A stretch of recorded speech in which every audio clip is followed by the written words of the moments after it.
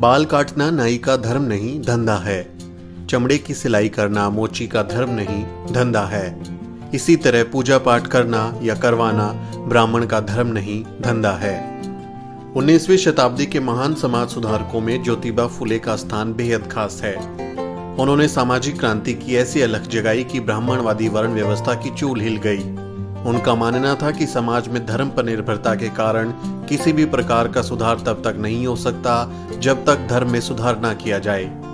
आइए आपको उनके 20 महान विचार बताते हैं जो ब्राह्मणवाद की बखिया उधेड़ देते हैं।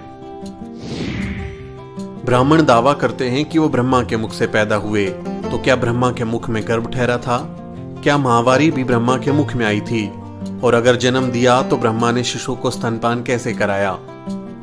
स्वार्थी ब्राह्मण पंडितों ने आम लोगों, शूद्रों और महाशूद्रों को सदा के लिए गुलाम बनाए रखने और अपना स्वार्थ पूरा करने के लिए धर्म और पाखंड को इजाद किया और उसके समर्थन में अनेक झूठे ग्रंथों की रचना की, जिसमें केवल पाखंड और काल्पनिक कहानियां भरी पड़ी हैं, जिनके जाल में अनपढ़ अशिक्षित जनता को फंसाकर वे अपना उल्लू सीधा करना चाहते थे और प्राचीन काल से कर रहे थे।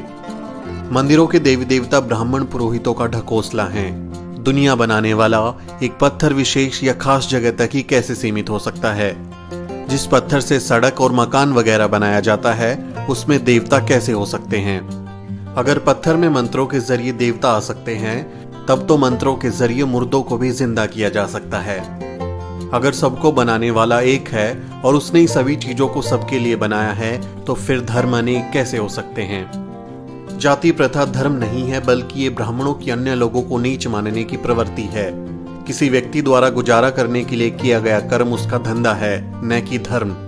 किसी भी व्यक्ति को सामाजिक समानता, राजनीतिक भागीदारी, धार्मिक आर्थिक स्वतंत्रता और पढ़ने लिखने से वंचित करना और उनका शारीरिक और मानसिक रूप से धर्म के आधार पर शोषण करना या शोषण को धर्म मानना क्रूरता और निर्दयता है। धर्म वो है जो समाज के हित में हो, समाज के कल्याण के लिए हो। जो धर्म समाज के हित में नहीं, वो धर्म नहीं है। मातंग आर्यों में जांचते ही खून एक, एक ही आत्मा जान दोनों में। दोनों समान, सब खाते पीते, इच्छा भी भोगते एक समान। मातंग आर्य दोनों शोभा मानव की, दोनों का आचरण एक जैसा। पूछता हूं सब हुए कैसे नीच, आर्य क्यों उच्च?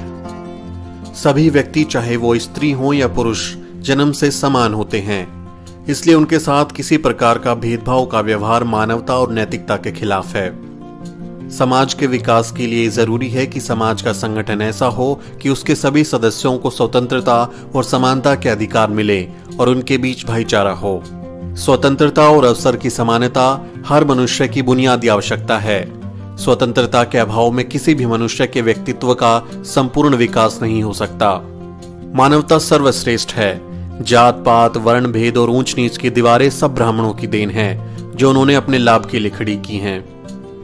विभिन्न प्रकार के कर्मकांड, धार्मिक अनुष्ठान भोली भाली जनता को लूटने के लिए बनाए गए हैं। ये एक पुश्तैनी धार्मिक लूट है। जाति और धर्म का भ्रमजाल अन्याय और शोषण की प्रक्रिया को बनाए रखने के लिए फैलाया गया है।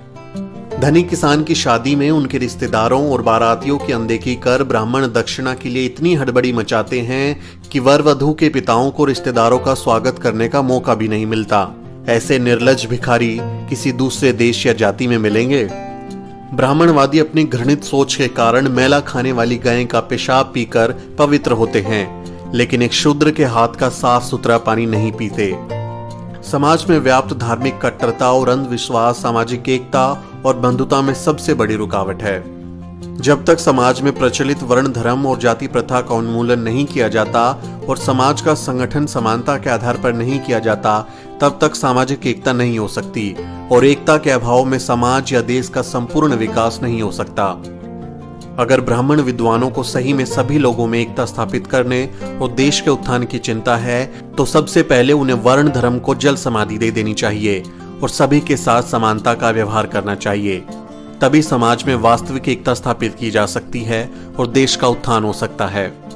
विद्या बिना गई मति, मति बिन गई गति, गति बिन गई नीति, नीति बन गया वित्त, वित्त बिन चरमराए शूद्र, एक अविद्या ने किए कितने अनर्थ।